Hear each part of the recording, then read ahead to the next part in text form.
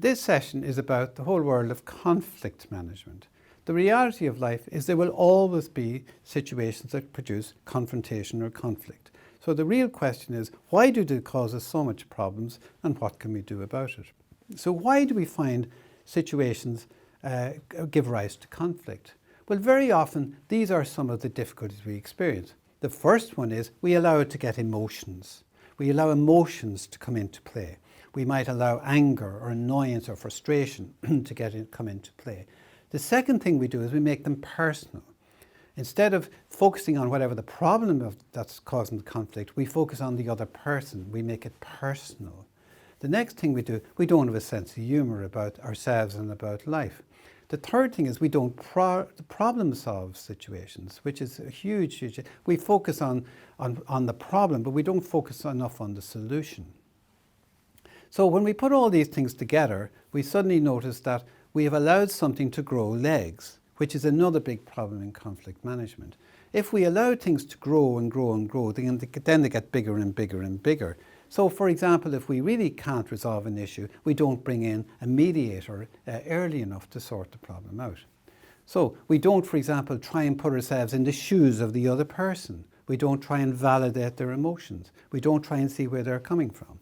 So all of these factors feed into why conflict is such a problem.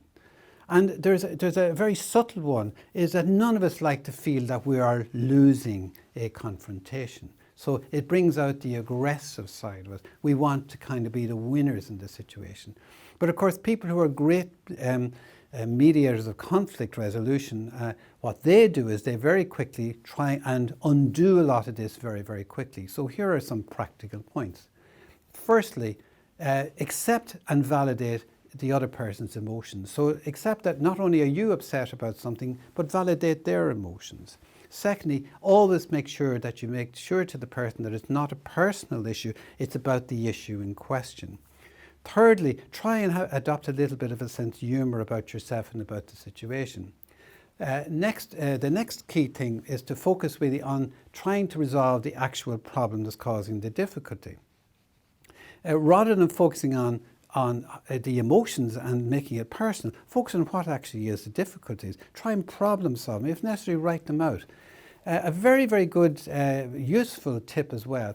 If you find that you're very emotional at the start, that there's a lot of anger, there's a lot of emotion going back and forth, I use the turtle exercise where I ask somebody to kind of retreat as if you're a turtle going into your shell for 5 minutes. So you might say to the person, it could be on a phone call, or it could be face to face. And what you say to the person, look, I just have to do something for 5 minutes. I'd like to call you back on that. Or another very good one might be, I can see this is really bothering you, and I think it's really important that we resolve this issue. I just have to go and do something for a second. I'll be right back. So it might be to go make a cup of coffee.